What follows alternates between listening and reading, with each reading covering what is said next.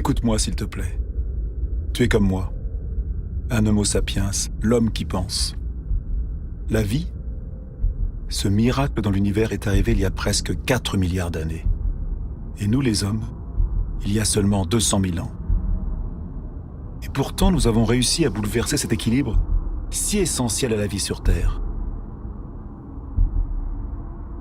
Écoute bien cette histoire extraordinaire qui est la tienne et décide de ce que tu veux en faire.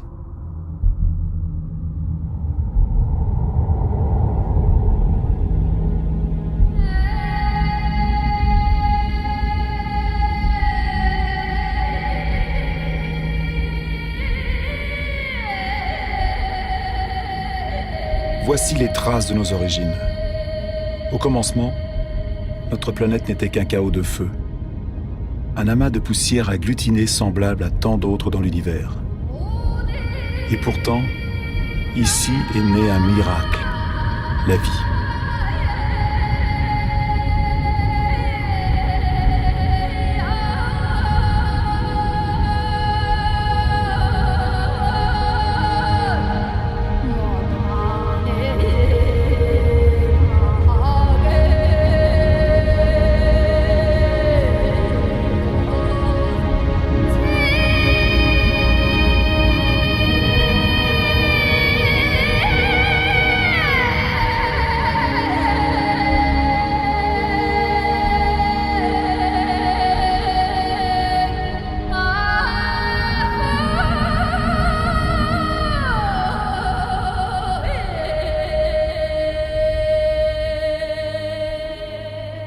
Aujourd'hui, cette vie, notre vie, n'est que le maillon d'une chaîne reliant d'innombrables êtres vivants qui se succèdent depuis près de 4 milliards d'années.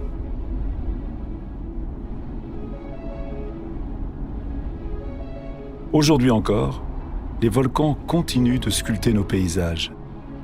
Ils nous permettent de voir ce qu'était notre Terre à sa naissance.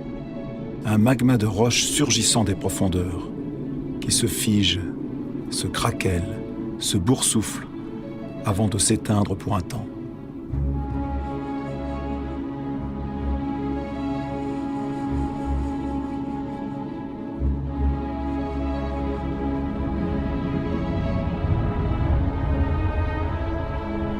Ces fumées, issues des entrailles de la Terre, sont les traces de l'atmosphère des origines. Une atmosphère dépourvue d'oxygène. Une atmosphère épaisse, pleine de carbone, chargée de vapeur d'eau. Une fournaise.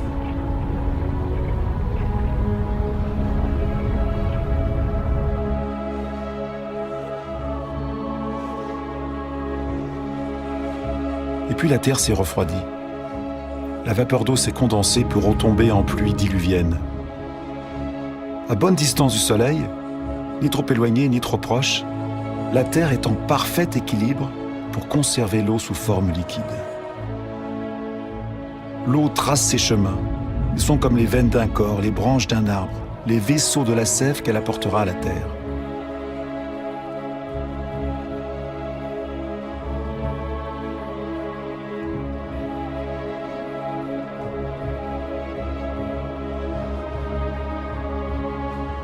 Les rivières arrachent à la roche ces minéraux. Elles les apportent peu à peu à l'eau douce des océans, et les océans se chargent de sel.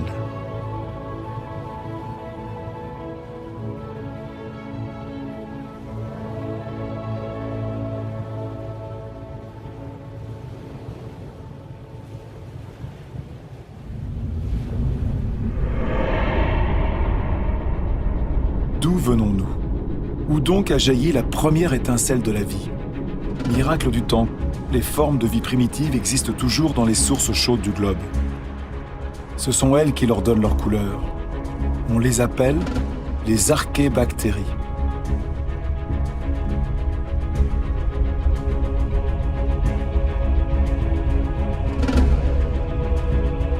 Toutes se nourrissent de la chaleur de la Terre, sauf une, la cyanobactérie ou algue bleu-verte. Elle seule a la capacité de se tourner vers la lumière du soleil pour capter son énergie. Elle est un des ancêtres majeurs de toutes les espèces de plantes d'hier et d'aujourd'hui. cette petite bactérie et ses milliards de descendants vont changer le destin de notre planète. Ils vont transformer son atmosphère. Où est le carbone qui remplissait le ciel? Il est toujours là, mais il est emprisonné dans les roches qui couvrent la Terre.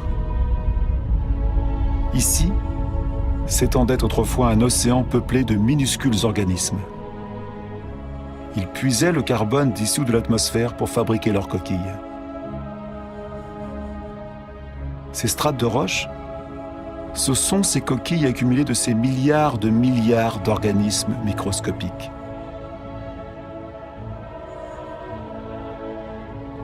Grâce à eux, le carbone a quitté l'atmosphère et une autre vie pouvait commencer. C'est le vivant qui a modifié l'atmosphère. Le végétal se nourrit de l'énergie du soleil et lui permet de casser la molécule d'eau et d'en prendre l'oxygène. Et l'oxygène remplit l'air. Le cycle de l'eau sur la Terre est un éternel recommencement. Chute, vapeur d'eau, nuages, pluie, sources, rivières, fleuves, mers, océans, glaciers. Jamais le cycle ne se rompt. C'est toujours la même quantité d'eau sur la Terre. C'est la même que boivent toutes les espèces qui se sont succédées. Incroyable matière que l'eau, l'une des plus instables entre toutes. Elle prend la forme liquide de l'eau courante, gazeuse de la vapeur d'eau ou solide de la glace. En Sibérie, la surface glacée des lacs en hiver porte les traces des forces que l'eau déploie en gelant. Plus légère que l'eau, la glace flotte.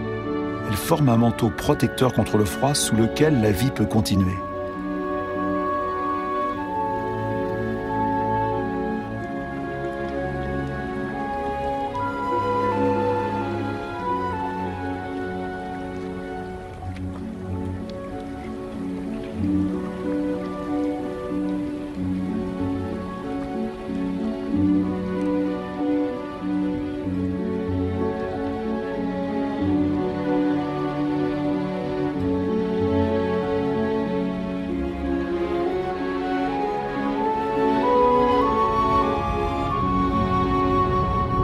Le moteur de la vie, c'est le lien. Tout est lié. Rien ne se suffit en soi. L'eau et l'air sont inséparables, unis pour la vie et pour notre vie sur Terre. Tout est partage.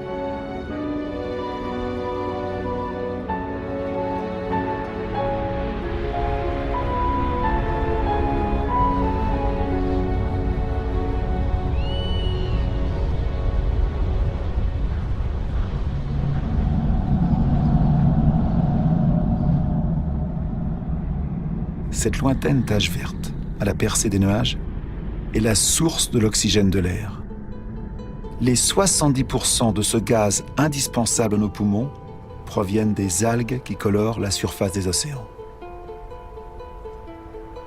Notre Terre repose sur un équilibre où chacun a sa place, n'existe que dans l'existence de l'autre. Un équilibre subtil, fragile, qu'un rien peut rompre.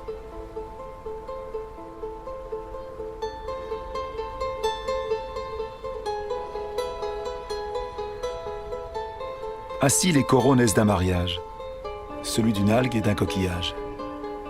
Ils couvrent moins d'1% de la surface des océans, mais ils abritent des milliers d'espèces de poissons, d'algues et de mollusques. L'équilibre de tous les océans en dépend.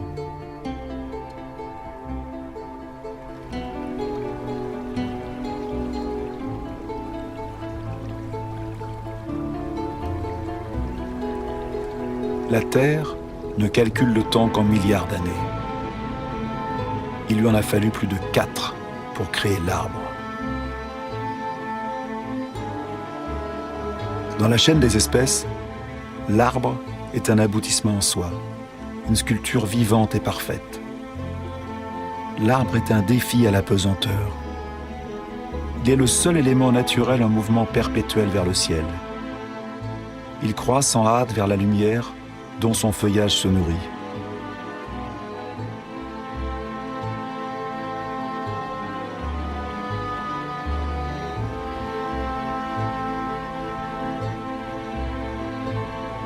Il a hérité de cette minuscule cyanobactérie le pouvoir de capturer l'énergie lumineuse.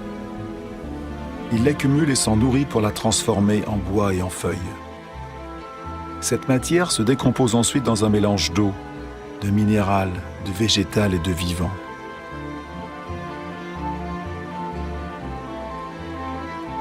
Et ainsi, peu à peu, se forment les sols.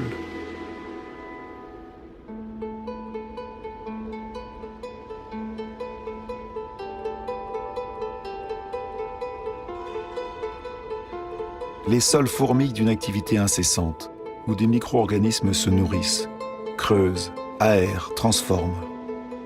Ils fabriquent l'humus, ce manteau fertile auquel toute vie est liée sur les continents.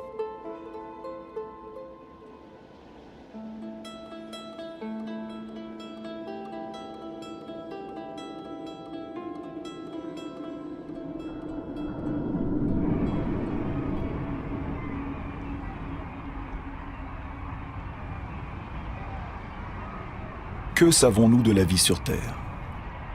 Combien d'espèces connaissons-nous? 1/10? 1/100 peut-être? Que savons-nous des relations qui se nouent entre elles?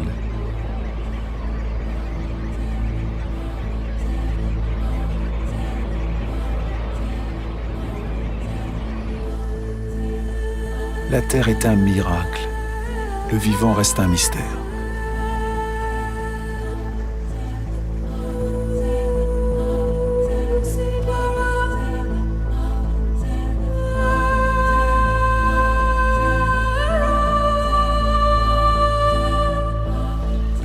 Des familles d'animaux se sont formées, soudées entre elles par des habitudes et des rites qui se perpétuent de génération en génération.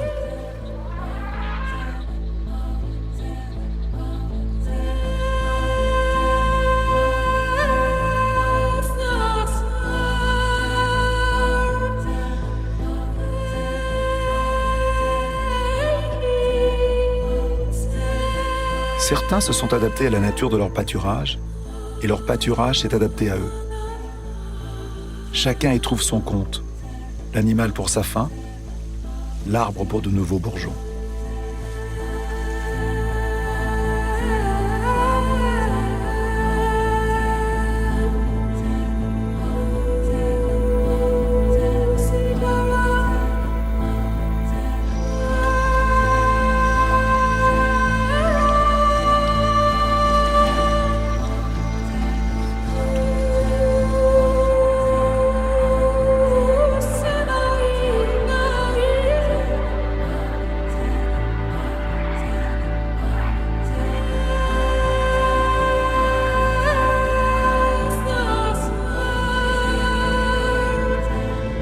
Dans la grande aventure de la Terre, chaque espèce a son rôle, chaque espèce a sa place. Aucune n'est inutile ou nuisible, toutes s'équilibrent.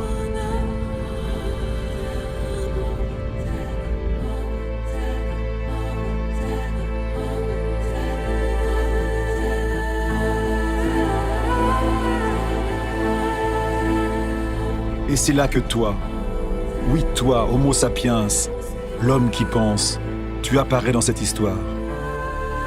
Tu profites du fabuleux héritage de plus de 4 milliards d'années que te donne la Terre. Tu n'as que 200 000 ans, mais tu vas changer la face du monde.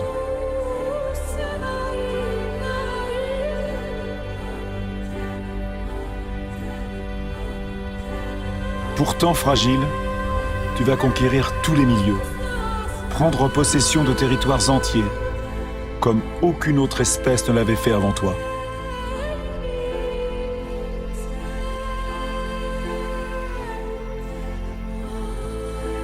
Après plus de 180 000 ans d'errance, grâce à un climat plus clément, l'homme se fixe. Il ne dépend plus seulement de la chasse pour survivre. Il choisit pour s'établir les contrées humides où abondent le poisson, le gibier et les plantes sauvages, là où se mêlent la terre, le vivant et l'eau.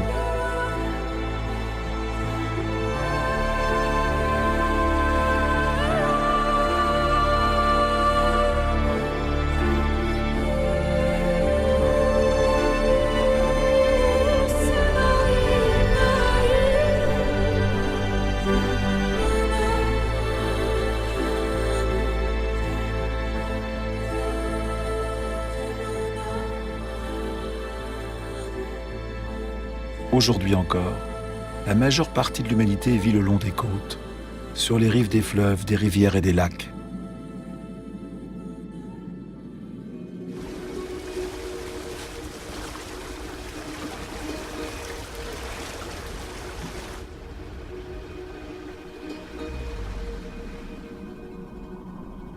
Sur la planète, une personne sur 4 vit toujours comme l'humanité pouvait vivre il y a 6000 ans, sans autre énergie que celle que la nature fournit saison après saison. C'est la vie de plus d'1,5 milliard d'êtres humains, plus que toute la population des pays riches réunis.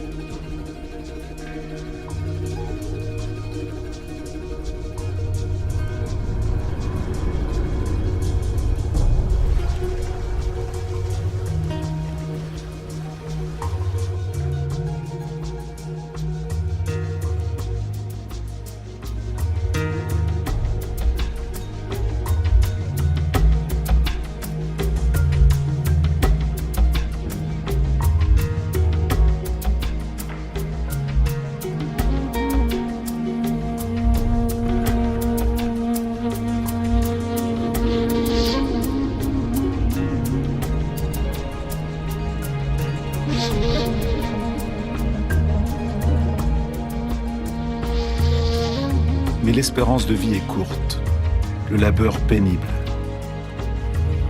Les aléas de la nature pèsent sur l'existence quotidienne. L'éducation est rare. Les enfants sont la seule richesse, tant l'homme a besoin de bras pour assurer sa subsistance.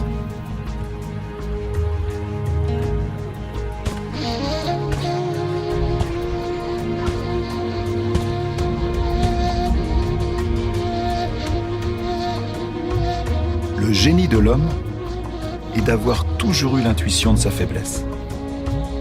L'énergie physique, la force que la nature ne lui a pas donnée, il va aller chercher dans l'animal qui l'aide dans la découverte de nouveaux territoires.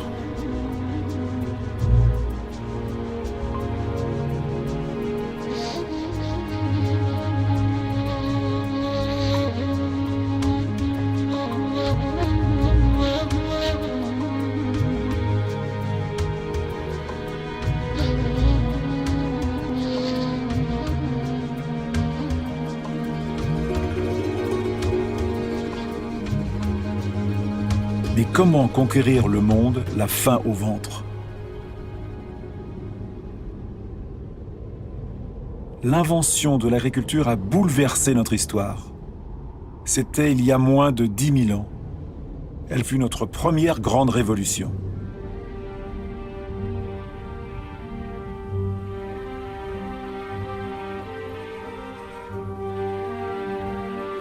Elle nous a apporté nos premiers surplus.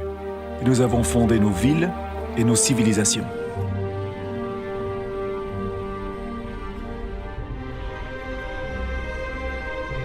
Le souvenir des millénaires de cueillettes sauvages s'est effacé.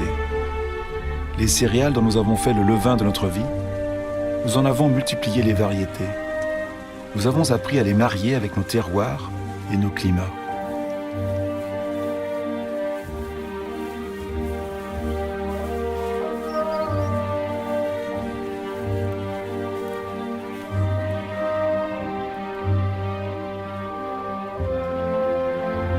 Nous sommes comme toutes les espèces sur la Terre.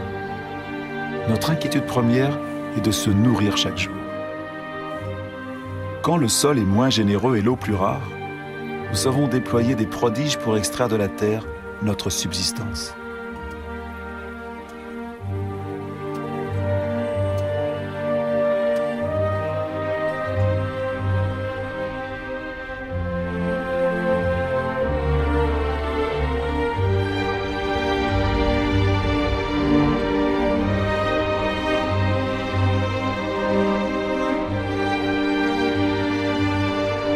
Les hommes ont modelé les espaces avec la patience et l'abnégation que la terre exige, comme un sacrifice sans cesse recommencé. L'agriculture est toujours le premier métier du monde. La moitié de l'humanité cultive encore la terre. et plus des 3/4 le fait à la main.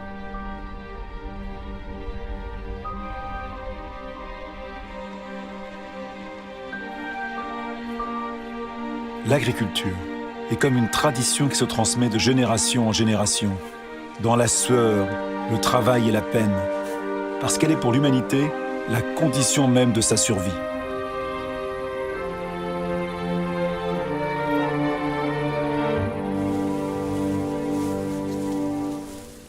Cette énergie que l'homme cultive à la force de ses bras, il va la faire jaillir un jour des profondeurs de la terre.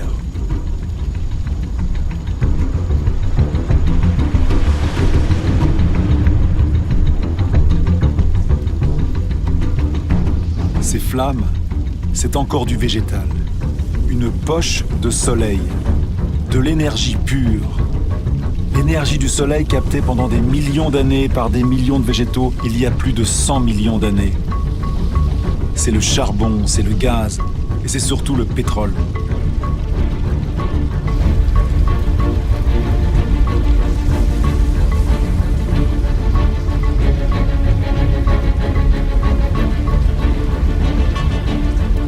C'est cette poche de soleil qui nous a libérés du travail de la terre.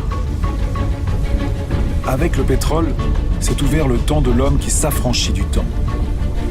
Avec le pétrole, certains d'entre nous ont connu un confort comme jamais l'humanité n'en a bénéficié.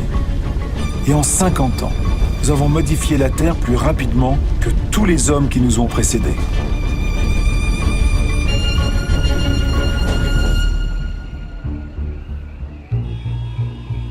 Tout s'accélère.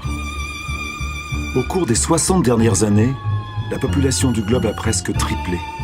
Et plus de 2 milliards d'hommes ont rejoint les villes. Tout s'accélère. Cette ville, Shenzhen, en Chine, avec ses centaines de gratte-ciel et ses millions d'habitants, était encore un petit village de pêcheurs voilà à peine 40 ans. Tout s'accélère. À Shanghai, 3000 tours et gratte-ciel ont été érigés en 20 ans. Des centaines sont encore et encore en construction. Aujourd'hui, sur 7 milliards d'humains, plus de la moitié vit dans les villes.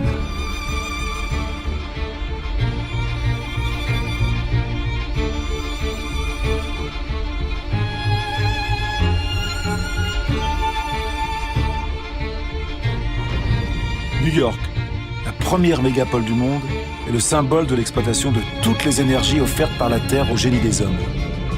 La force des bras de millions d'émigrés, l'énergie du charbon, la puissance décuplée du pétrole.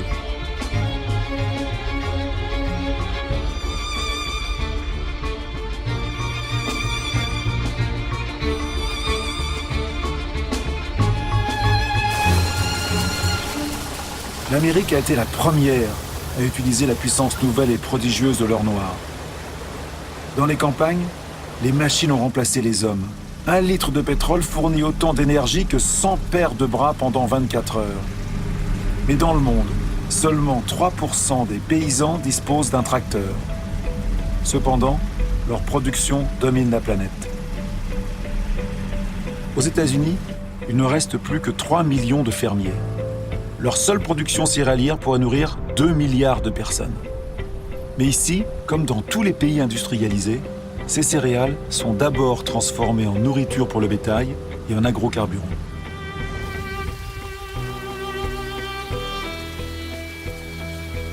L'énergie de la poche de soleil éloigne le spectre des sécheresses qui hantaient l'agriculture. Aucune source d'eau n'échappe à une agriculture qui prélève 70% de l'eau consommée par toute l'humanité. Dans la nature, tout est lié. L'extension des surfaces cultivées et les monocultures drainent une faune encore plus grande de parasites. Les pesticides, autre cadeau de la pétrochimie, les exterminent. Adieu les mauvaises récoltes et les menaces de famine.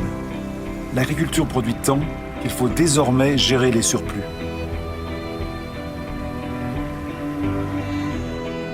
Mais la majeure partie de ces produits toxiques se dispersent dans l'air, les sols, les plantes, les animaux, les cours d'eau, les océans.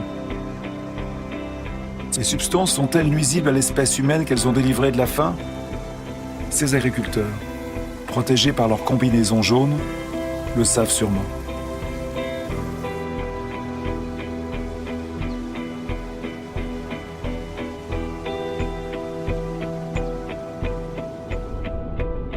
Les engrais, enfin. Ils sont encore issus de l'industrie pétrolière. Ils apportent une fertilité inespérée à n'importe quelle parcelle délaissée par les hommes.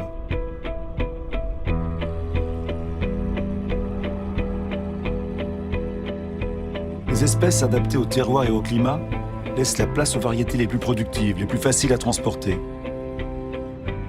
C'est ainsi qu'en un siècle, les 3/4 des variétés que l'homme avait sélectionnées pendant des millénaires ont disparu.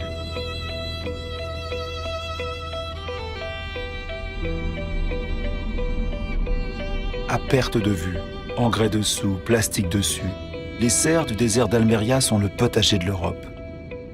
Une ville de légumes bien calibrée attend chaque jour les centaines de camions qui vont les porter dans les supermarchés.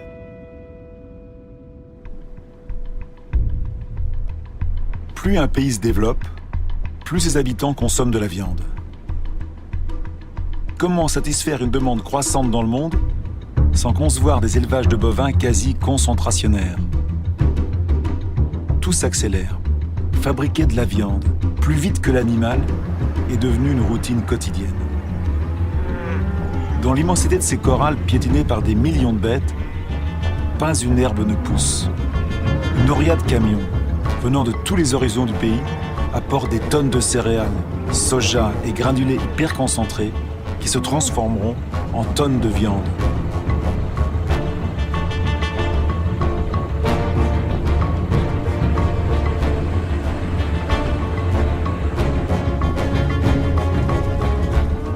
Bilan, il faut 100 litres d'eau pour produire 1 kg de pommes de terre, 4 000 pour 1 kg de riz, 13 000 pour 1 kg de bœuf, sans compter le pétrole pour sa production et son transport.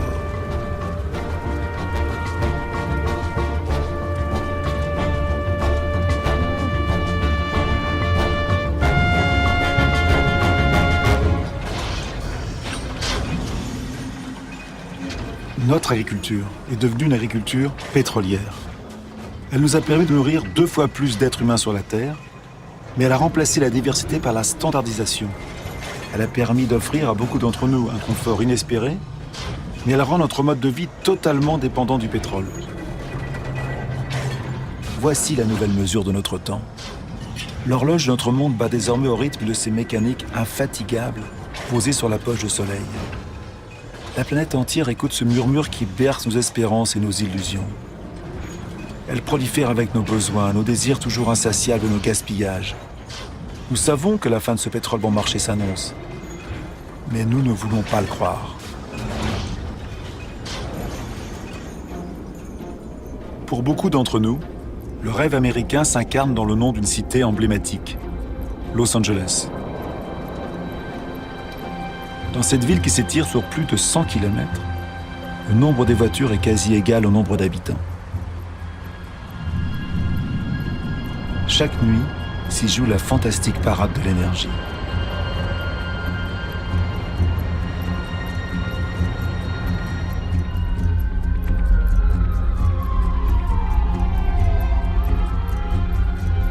Les jours ne semblent plus être que le pâle miroir de ces nuits qui font de la ville un ciel étoilé.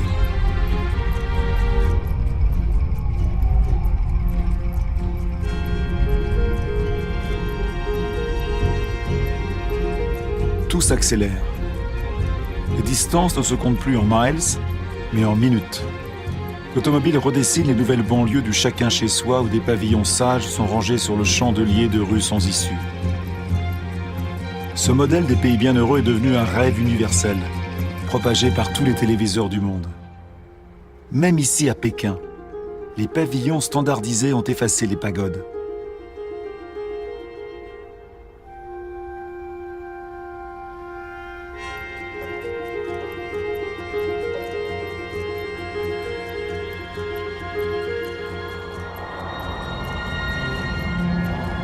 L'automobile est devenu le symbole des sociétés du bien-être et du progrès. Si ce modèle était suivi par tous, la planète compterait non plus 900 millions de véhicules, mais 5 milliards.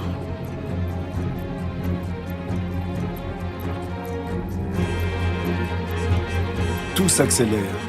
Plus le monde se développe, plus la soif d'énergie croît.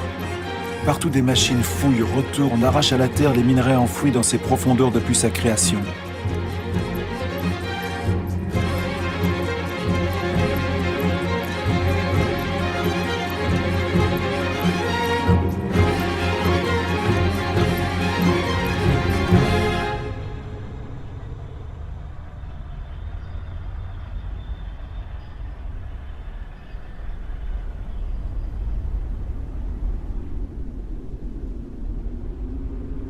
Privilège de la puissance, les 80% de cette richesse souterraine sont consommés par 20% de la population du globe. Avant la fin du siècle, cette exploitation sans mesure aura épuisé la quasi-totalité des réserves de la planète.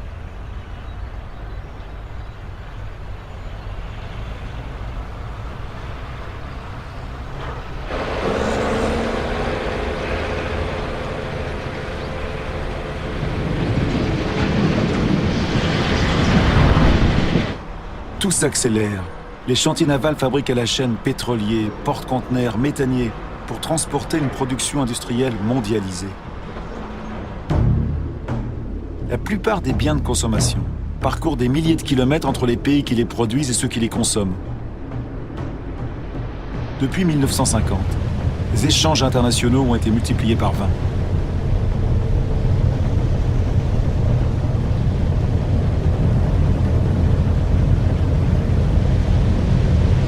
90% de ces échanges transitent par la voie maritime.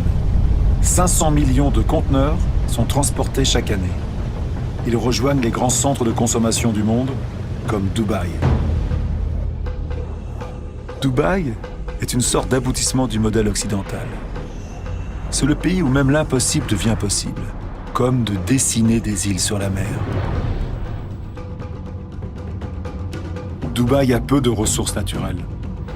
Et avec l'argent du pétrole, elle peut faire venir des millions de tonnes de matériaux, des ouvriers du monde entier et édifier les gratte-ciels les plus hauts du monde.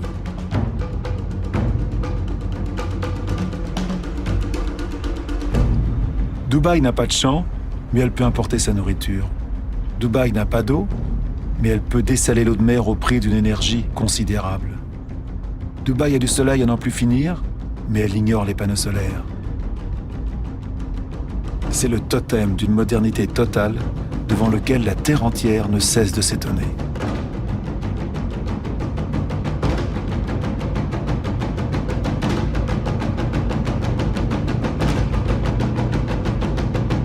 Dubaï est comme le nouveau phare de tout l'argent du monde.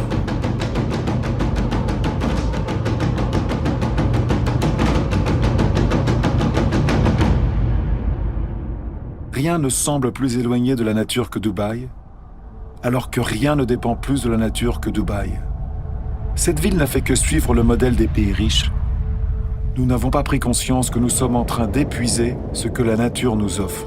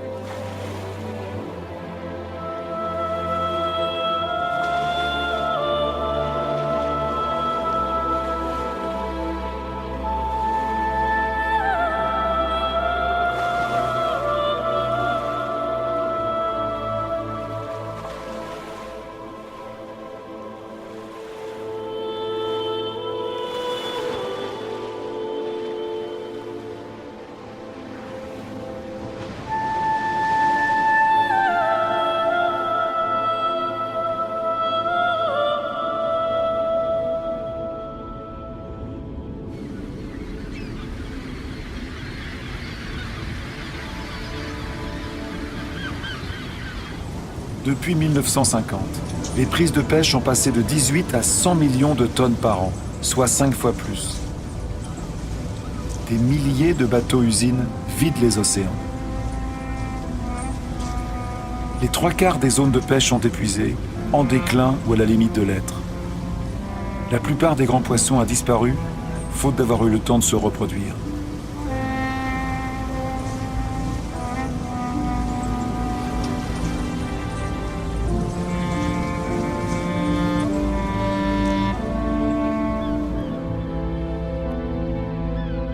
nous sommes en train de casser le cycle d'une vie qui nous était offerte.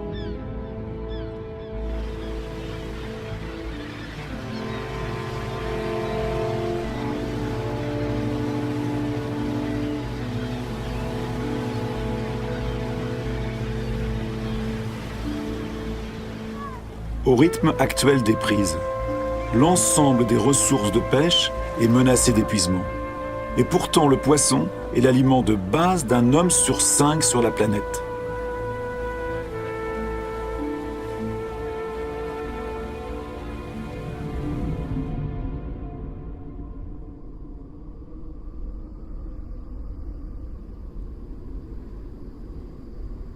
Les ressources sont rares.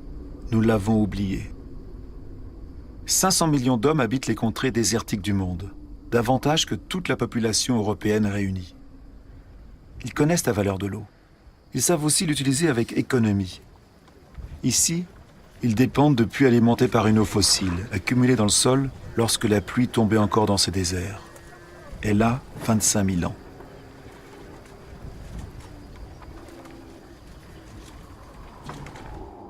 Cette eau fossile a permis d'étendre les cultures dans les déserts pour mieux nourrir les populations. Ces champs arrondis sont dessinés par les carrousels qui les irriguent. Mais le prix à payer est lourd. Cette eau fossile ne se renouvelle pas ou très peu.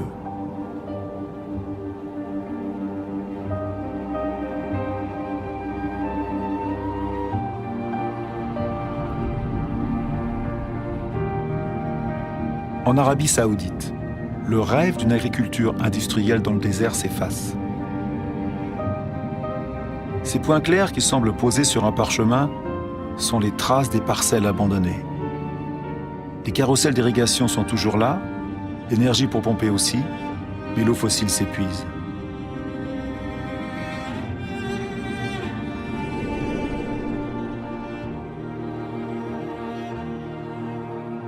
Israël a fait d'un désert un pays agricole.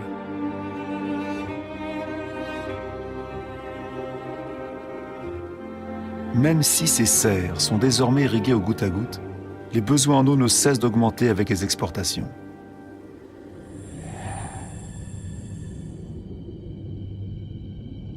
La rivière du Jourdain n'est plus qu'un mince filet d'eau. Son eau s'en est allée, en partie dans des barquettes de légumes ou de fruits, vers les supermarchés du monde.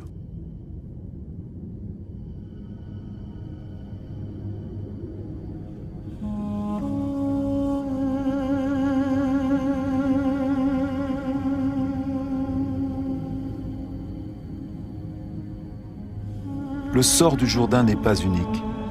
Sur la planète, un grand fleuve sur 10 n'atteint plus la mer pendant plusieurs mois par an.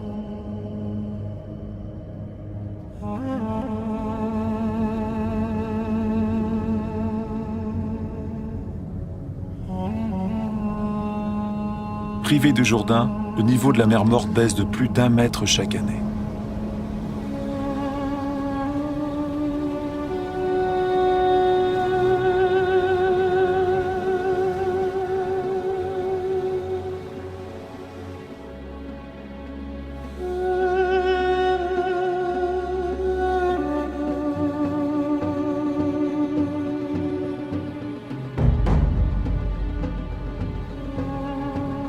L'Inde risque d'être le pays le plus touché par le manque d'eau au cours de ce siècle. L'irrigation massive a permis de nourrir la population croissante et en 50 ans, 21 millions de puits y ont été creusés. Mais dans de nombreuses régions du pays, il faut puiser l'eau de plus en plus profondément. Dans l'ouest de l'Inde, le tiers des puits a été abandonné. Les nappes d'eau souterraines s'assèchent. Ces immenses réservoirs recueilleront l'eau de la mousson pour recharger l'eau des nappes.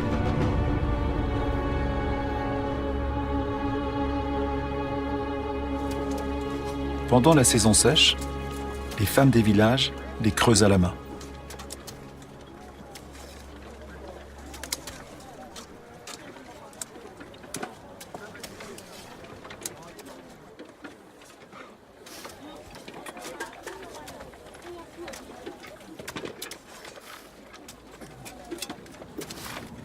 À des milliers de kilomètres, on dépense 800 à 1000 litres d'eau par jour et par personne. Las Vegas a été créé en plein désert. Des millions de personnes y vivent. Des milliers d'autres les rejoignent chaque mois. Les habitants de Las Vegas sont parmi les plus grands consommateurs d'eau au monde.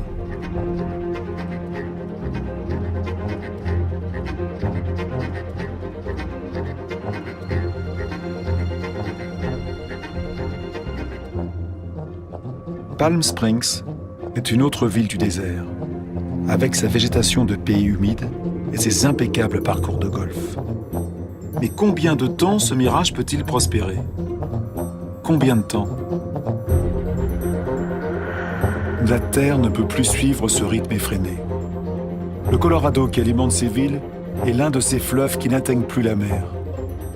Le niveau des lacs de réserve aménagés sur son cours s'effondre.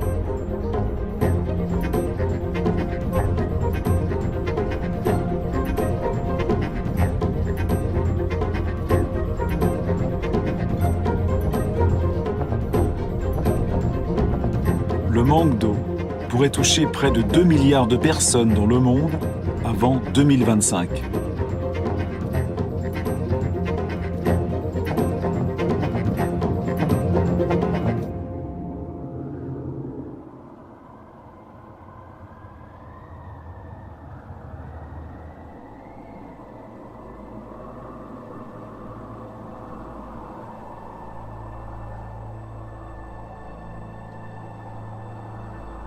Les zones humides couvrent 6% de la surface de la planète. Sous leurs eaux calmes se cache une véritable usine où plantes et micro-organismes prennent le temps de filtrer l'eau et de digérer toutes les pollutions. Ces marais sont les milieux indispensables à la régénération de l'eau et à sa purification. Ce sont des éponges qui régulent le flux des eaux. Ils l'absorbent à la saison humide et le restituent à la saison sèche.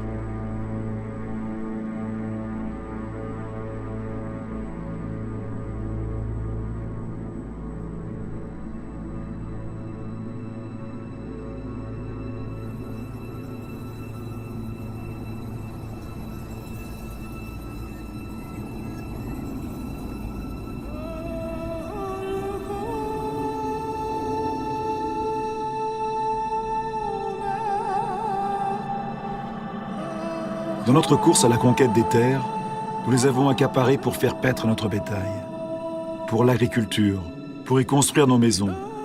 Au siècle dernier, nous avons asséché la moitié des marais du monde.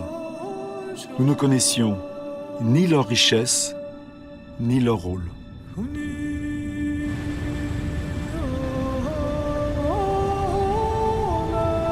Tout est vivant, tout est lié.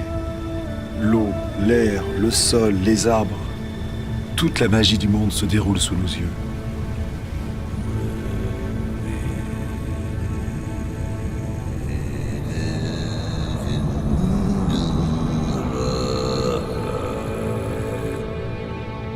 Les arbres respirent et renvoient l'eau du sol en brume légère dans l'atmosphère.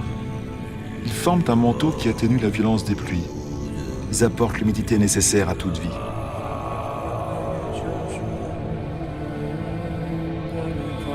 Les forêts stockent le carbone.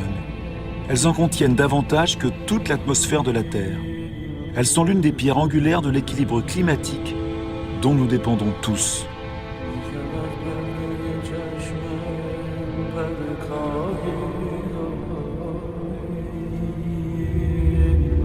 Les arbres des forêts primaires abritent les 3/4 de la biodiversité de la planète, c'est-à-dire de tout ce qui vit sur Terre.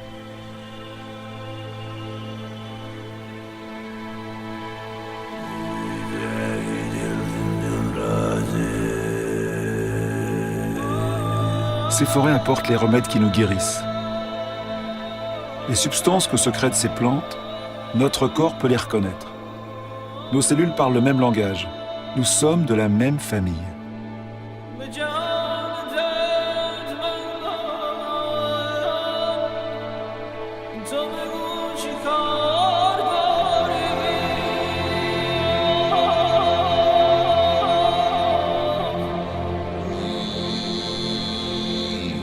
Mais en à peine 40 ans, la plus grande forêt de la planète l'Amazonie a perdu 1/5 de sa surface.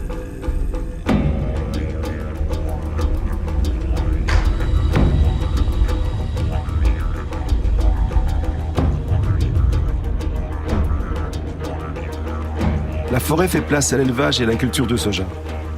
95% de ce soja servira à nourrir le bétail et les volailles d'Europe et d'Asie. Et voilà comment on transforme une forêt en viande.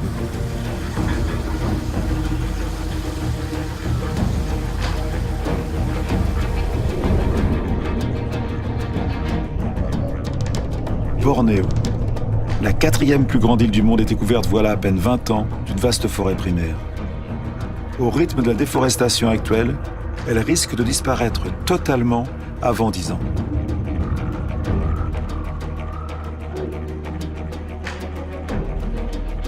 Le vivant est le lien entre l'eau, l'air, la terre et le soleil. À Bornéo, c'est ce lien qui se brise dans ce qui fut l'un des plus grands réservoirs de la biodiversité sur Terre.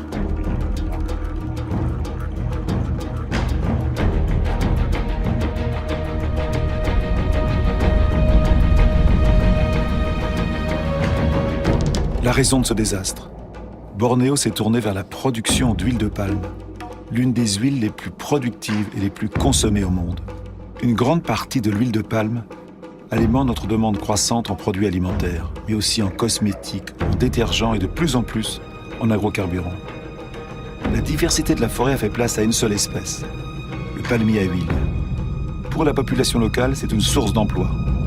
C'est de l'industrie agricole.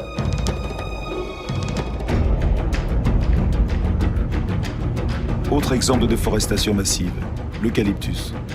L'eucalyptus sert à fabriquer de la pâte à papier. Les plantations s'étendent à mesure que la consommation de papier s'accroît. Cette consommation a été multipliée par 5 en 50 ans. Au pied de ces eucalyptus, plus rien ne pousse, car leurs feuilles forment une litière toxique à la plupart des autres végétaux. Leur croissance est rapide, mais elle épuise les ressources en eau. Soja, huile de palme, eucalyptus, la déforestation détruit l'essentiel pour produire le superflu. Mais ailleurs, on déforeste pour survivre.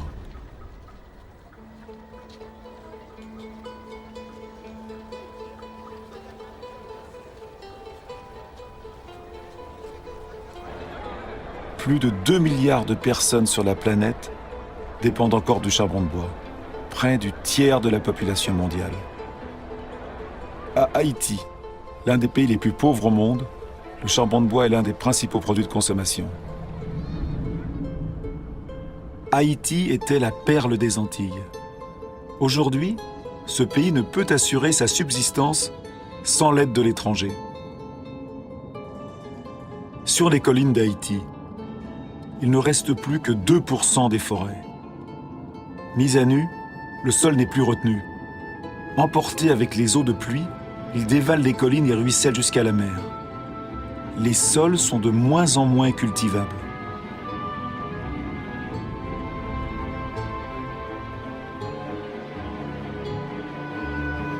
Dans certaines régions de Madagascar, l'érosion est spectaculaire. Des collines entières se creusent de plaies sur des centaines de mètres de large. Le sol est une fabrication du vivant, mince et fragile. Avec l'érosion, la fine couche d'humus qui avait mis des milliers d'années à se former a disparu.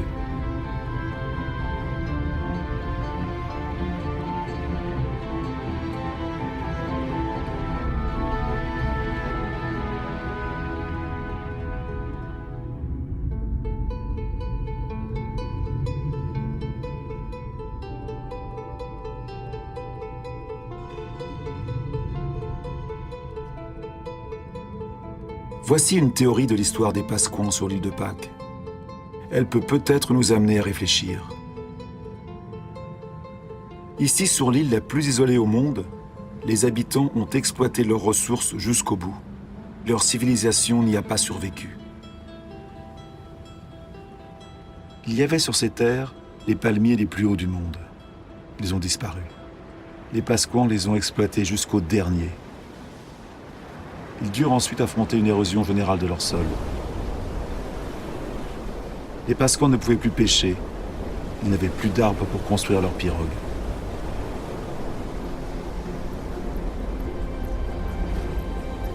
Pourtant, ils furent l'une des plus brillantes civilisations du Pacifique. Des agriculteurs habiles, des sculpteurs, des navigateurs exceptionnels. Ils ont été pris dans l'étau de la surpopulation et de l'épuisement des ressources. Ils connurent les violences sociales, les révoltes et la famine. Nombre d'entre eux n'ont pas survécu à ce cataclysme.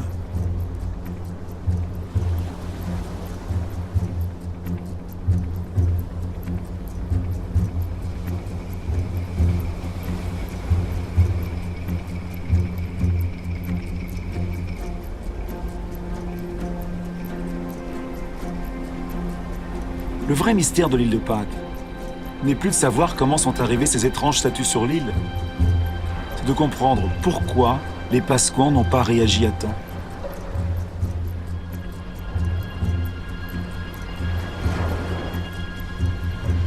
Ce n'est qu'une théorie parmi d'autres, mais c'est celle qui nous intéresse.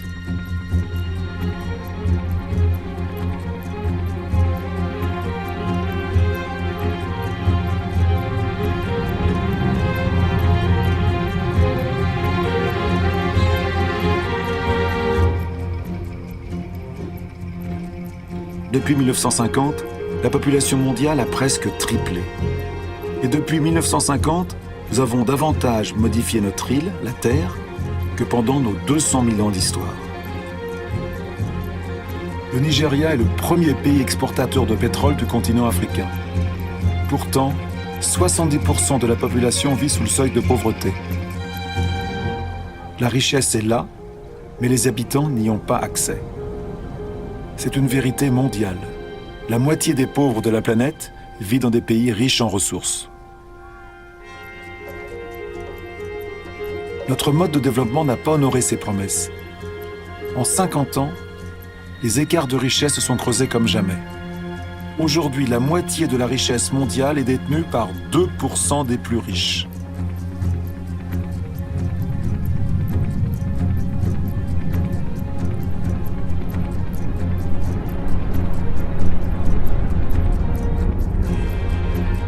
De telles disparités peuvent-elles encore durer? Ce sont ces disparités qui provoquent des mouvements de population dont nous n'avons pas vraiment pris conscience. La ville de Lagos comptait moins de 700 000 habitants en 1960 et elle en comptera 16 millions en 2025. Lagos est l'une des mégapoles qui croît le plus vite au monde. Ces nouveaux citadins sont principalement des paysans, contraints de fuir les campagnes à cause des difficultés économiques, de la démographie et de la disparition des ressources. Cette croissance urbaine est tout à fait nouvelle, car elle a pour moteur la pauvreté et non la richesse.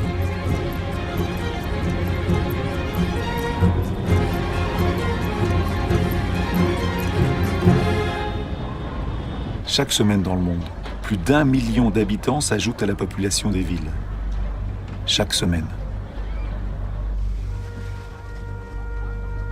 Un être humain sur 6 vit aujourd'hui dans un habitat précaire, insalubre, surpeuplé, sans accès aux installations nécessaires à la vie courante, eau, toilettes, électricité.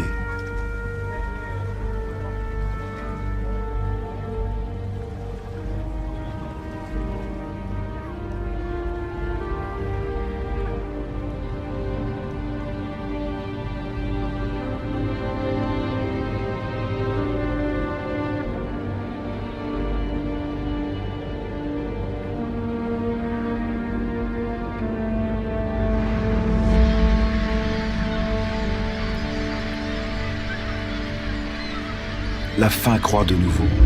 Elle frappe aujourd'hui près d'1 milliard de personnes.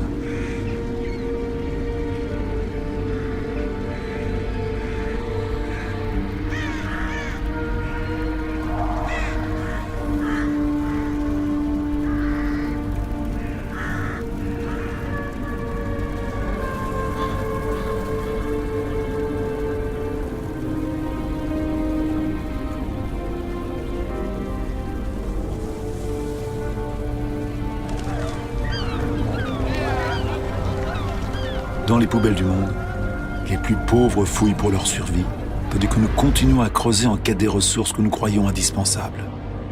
Nous cherchons de plus en plus loin, dans des territoires jusqu'ici épargnés et dans des gisements de plus en plus difficiles à exploiter.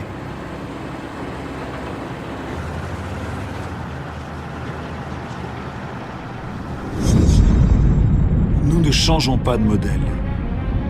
Le pétrole liquide risque-t-il de nous manquer ? Nous pouvons extraire un pétrole mélangé au sable bitumineux du Canada. Les plus gros camions du monde déplacent le sable par milliers de tonnes. On brasse, on chauffe, on décante. On dépense des millions de mètres cubes d'eau pour séparer le bitume du sable. La dépense d'énergie est colossale, mais la pollution catastrophique. Rien ne semble plus urgent que de vider toutes les poches de soleil.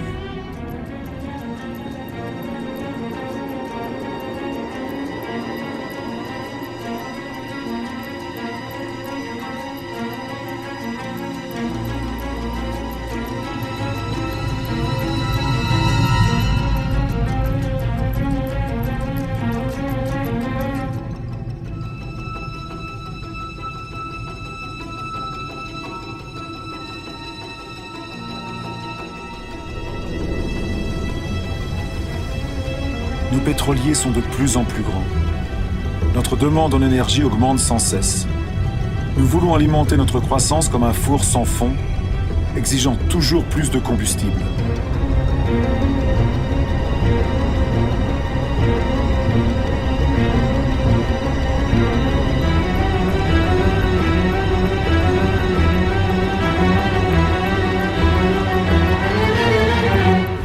C'est une histoire de carbone. Ce carbone qui faisait de notre atmosphère une fournaise, que la nature avait capté pendant des millions d'années permettant à la vie de se développer, nous en rejetons une grande partie en quelques décennies. L'atmosphère chauffe. L'image de ce bateau à cet endroit était impossible voilà quelques années à peine. Transport, industrie, déforestation, agriculture, nos activités rejettent des quantités gigantesques de dioxyde de carbone. Sans nous en rendre compte le moins du monde, molécule par molécule, nous avons bouleversé l'équilibre climatique de la Terre. Tous nos regards sont tournés vers les pôles. Nulle part ailleurs on ne voit mieux le changement climatique tant annoncé se réaliser. Il va vite, très vite. Le passage du Nord-Ouest qui relie à travers le pôle, l'Amérique, l'Europe et l'Asie se libère. La glace de la banquise arctique fond. Sous l'effet du réchauffement, la banquise a perdu 40% de son épaisseur en 40 ans. Sa surface en été se rétrécit d'année en année. Elle pourrait disparaître avant 2030. Certains disent 2015.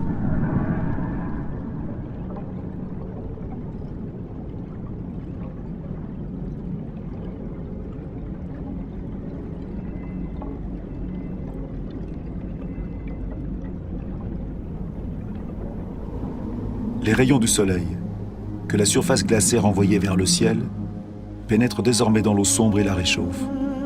Le réchauffement s'accélère.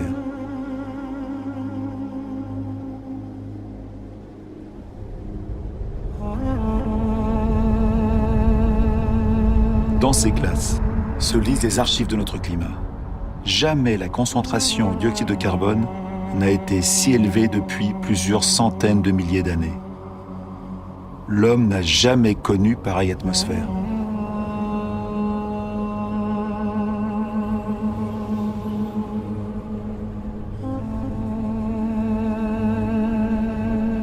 Notre exploitation démesurée des ressources menace-t-elle la vie des espèces ? Le changement climatique accélère la menace. Avant 2050, le quart de toutes les espèces vivant sur Terre pourraient être menacées de disparition. Dans ces régions polaires, l'équilibre de la biodiversité est déjà bouleversé.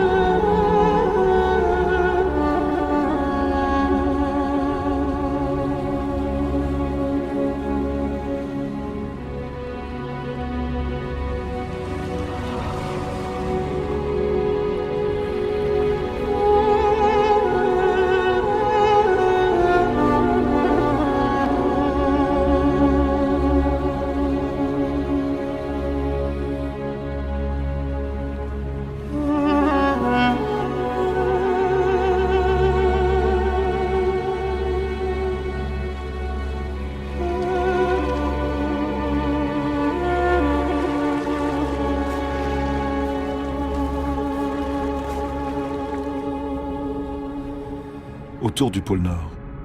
La banquise a perdu 30% de sa surface en 30 ans.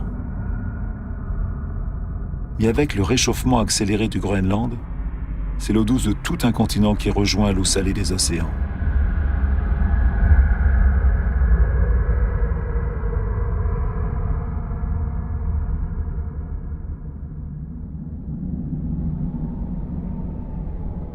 Dans ces glaces, le Groenland retient 20% des eaux douces de la planète. Leur fonte entraînerait une élévation du niveau des mers de près de 7 mètres.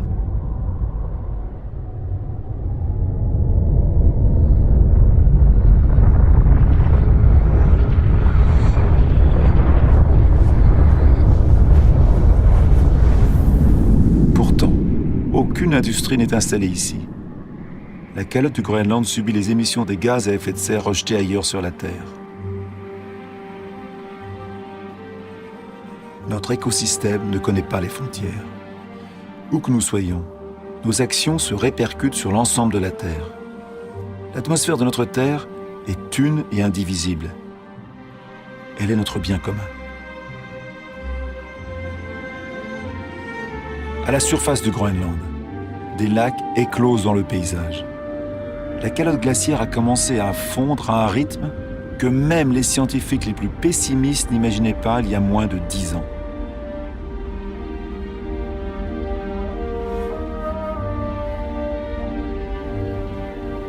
Les baies d'Yerres, ces rivières glaciaires, se multiplient, se rejoignent et crèvent la surface. On pensait que l'euro gèlerait dans l'épaisseur de la calotte. Au contraire, elle coule jusque sous la glace. Elle entraîne la calotte qui glisse plus rapidement vers la mer et se brise en iceberg.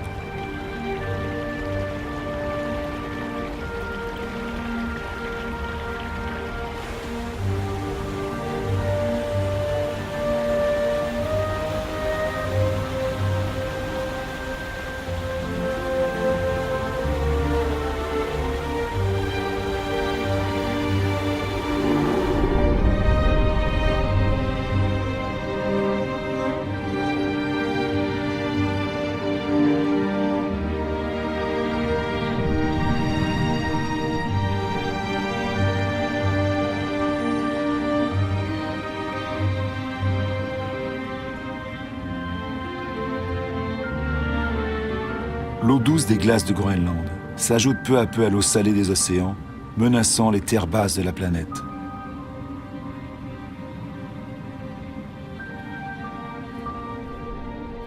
Le niveau des mers monte. La dilatation des eaux sous l'effet de la chaleur a provoqué au cours du seul XXe siècle une hausse de 20 cm. Tout se dérègle. Les coraux, par exemple, sont extrêmement sensibles au moindre changement de la température des eaux. 30% ont déjà disparu. Ils sont un maillon essentiel dans la chaîne continue des espèces. Dans l'atmosphère, les grands vents voient leur trajectoire se modifier. Le cycle des pluies est altéré. La géographie des climats change. Les habitants des îles basses, comme ici aux Maldives, sont les premiers menacés. Leur inquiétude grandit. Certains sont déjà à la recherche de nouvelles terres d'accueil.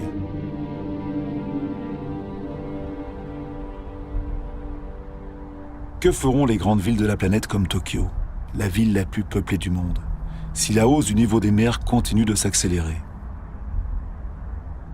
D'année en année, les prévisions des scientifiques sont de plus en plus alarmantes.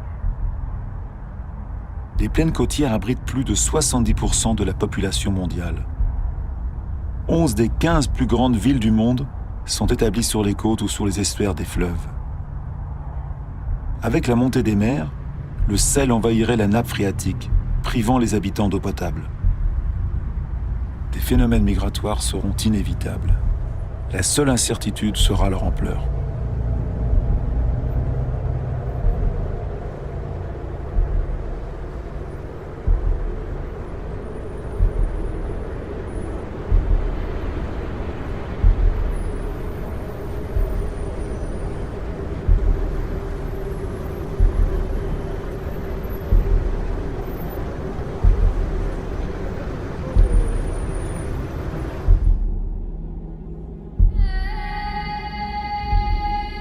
Le Kilimandjaro en Afrique a changé de visage.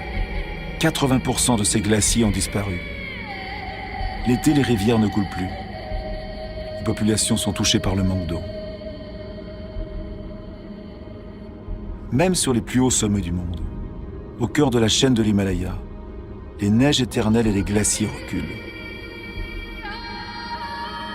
Pourtant, ces glaciers jouent un rôle essentiel dans le cycle de l'eau. Ils conservent l'eau des saisons pluvieuses sous forme de glace pour la restituer dans la fonte des neiges l'été.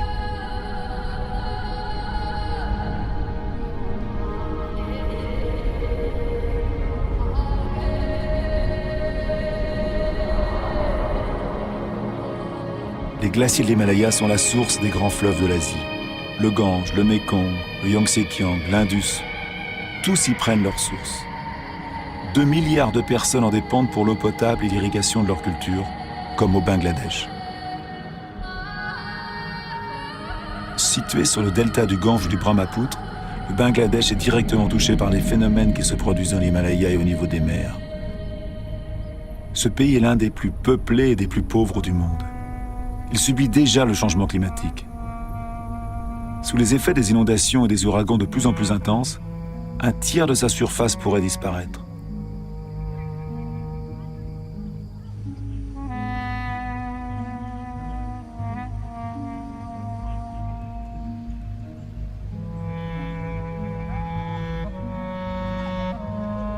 Les pays riches ne seront pas épargnés.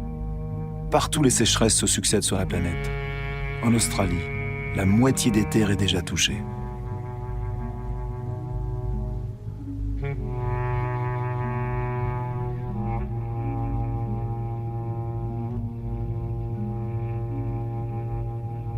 Cet équilibre climatique qui a permis notre développement depuis 12 000 ans, nous sommes en train de le compromettre.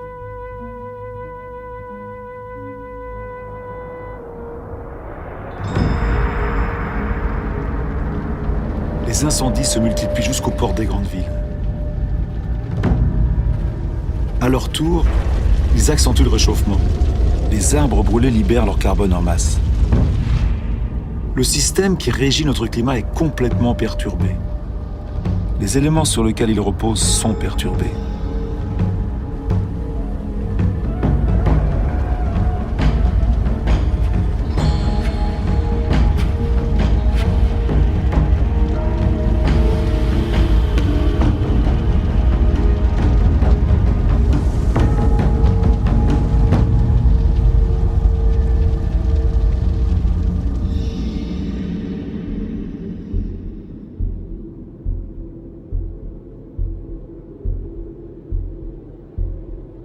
L'horloge du changement climatique est là, dans ces paysages magnifiques.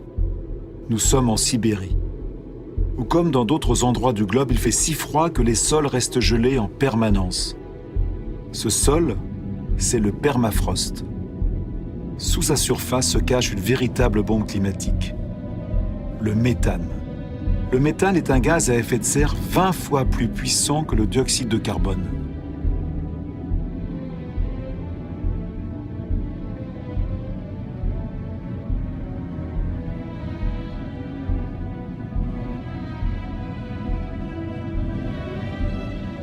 Si ce permafrost fondait, le dégagement de méthane provoquerait un emballement de l'effet de serre, dont nul ne peut prévoir les conséquences.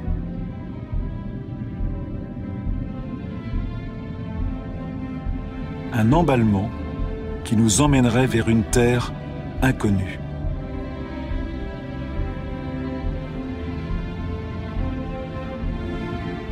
Il ne reste pas plus de 10 ans à l'humanité pour inverser la tendance et éviter de franchir la frontière de cette terre inconnue qui serait désormais la nôtre.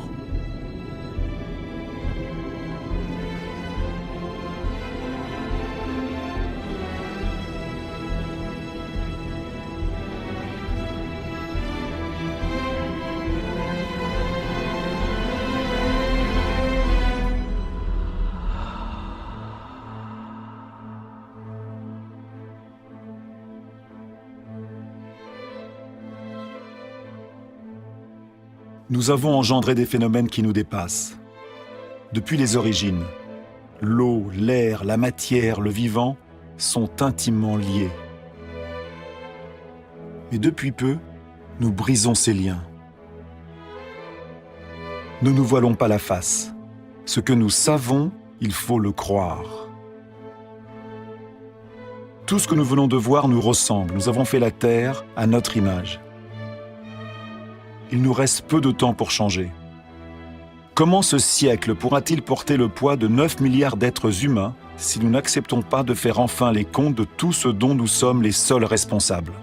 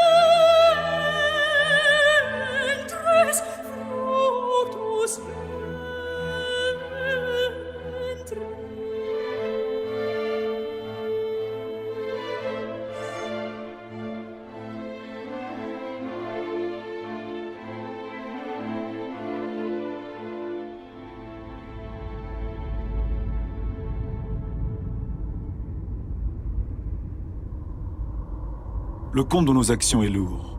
D'autres que nous en payent le prix sans en avoir été partie prenante. J'ai vu des camps de réfugiés, aussi vastes que des villes, jetés dans le désert. Combien d'hommes, de femmes, d'enfants laisserons-nous au bord du chemin ? Faut-il toujours construire des murs pour rompre les chaînes des solidarités humaines, séparer les hommes d'autres hommes, le bonheur des uns du malheur des autres ? Il est trop tard pour être pessimiste. Je sais qu'un homme, même seul, peut abattre tous les murs. Il est trop tard pour être pessimiste. Dans le monde, 4 enfants sur 5 vont à l'école. Jamais l'instruction n'a été donnée à autant d'êtres humains. Chacun peut agir, du plus pauvre au plus riche. Le Lesotho, l'un des pays les plus démunis de la planète, est celui qui investit le plus largement ses richesses dans l'éducation. Le Qatar, l'un des plus riches, s'ouvre aux meilleures universités du monde. La culture, l'éducation, la recherche, l'innovation sont des ressources inépuisables. Face aux malheurs et aux souffrances, des millions d'ONG apportent la preuve que la solidarité des peuples est plus forte que l'égoïsme des nations. Au Bangladesh, un homme a eu l'idée de créer une banque impensable. Elle ne prête qu'aux pauvres. En 30 ans à peine, elle a changé la vie de 150 millions de personnes dans le monde. L'Antarctique est un continent aux ressources immenses que personne ne pourra plus s'approprier. Une réserve dédiée à la paix et à la science. Un traité signé par 49 États en a fait le bien de l'humanité entière.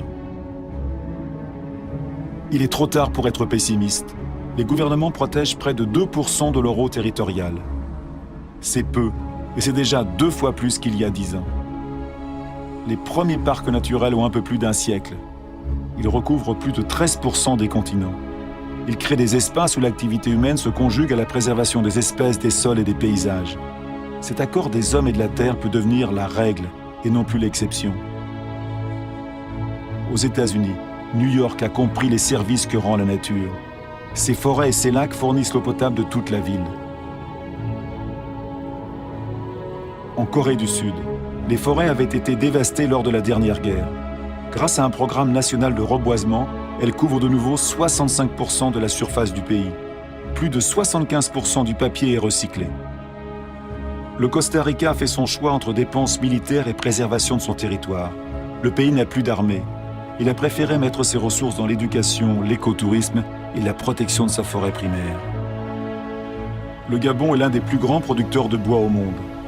Il a imposé la coupe sélective, pas plus d'1 arbre pour chaque hectare. Sa forêt est l'une de ses principales ressources économiques.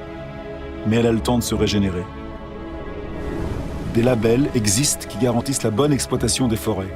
Ils doivent devenir la norme obligatoire. Entre producteurs et consommateurs, la justice est une chance pour tous. Quand le commerce est équitable, qu'il bénéficie à la fois au vendeur et à l'acheteur, chacun peut faire prospérer son travail et en vivre dignement. Quelle justice et quelle équité peuvent-elles s'établir entre ceux qui travaillent à la main et ceux qui engrangent leur récolte à la machine avec l'aide de leurs États? Soyons des consommateurs responsables. Réfléchissons à ce que nous achetons. Il est trop tard pour être pessimiste. J'ai vu une agriculture à la mesure de l'homme. Elle peut nourrir la terre entière, si la production de viande n'accapare pas la nourriture des hommes. J'ai vu des pêcheurs responsables de leur prise et soucieux de la prospérité des mers. J'ai vu des maisons produisant leur propre énergie.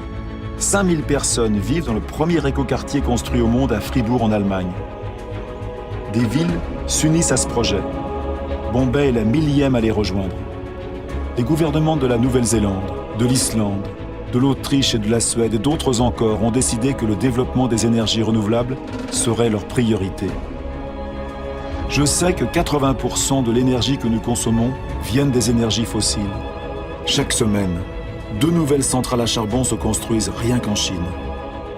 Mais j'ai vu aussi au Danemark un prototype de centrale au charbon qui rejette son carbone dans le sol plutôt que dans l'air. Une solution pour l'avenir ? Nul ne le sait encore. J'ai vu en Islande une centrale électrique alimentée par la chaleur de la terre, la géothermie. J'ai vu un serpent de mer posé sur la houle pour utiliser l'énergie des vagues et produire de l'électricité. J'ai vu des éoliennes dressées sur les rives du Danemark. Elles fournissent 20% de l'électricité du pays. Les États-Unis, la Chine, l'Inde, l'Allemagne, l'Espagne sont les premiers à investir dans les énergies renouvelables. Elles ont déjà créé plus de 2,5 millions d'emplois. Sur quelle terre au monde le vent ne souffle-t-il pas ? J'ai vu des étendues désertiques éclatantes de soleil. Si tout est lié sur la Terre est liée au soleil, sa première source d'énergie. Ce que le végétal a fait en capturant son énergie, les hommes ne peuvent-ils le faire ? En 1 heure, le Soleil donne à la Terre l'énergie consommée par toute l'humanité en 1 an. Tant que la Terre existe, l'énergie du Soleil est inépuisable. Il suffit de cesser de fouiller le sol et de lever les yeux vers le ciel. Il suffit d'apprendre à cultiver le Soleil. Toutes ces expériences ne sont que des exemples, mais elles témoignent de l'éveil des consciences.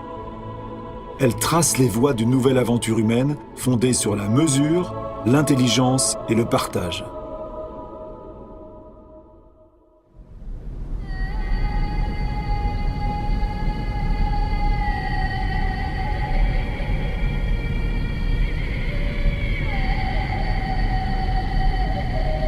C'est le moment d'aller à la rencontre l'un de l'autre. Car ce qui est important, ce n'est pas ce que nous avons perdu, mais ce qu'il nous reste.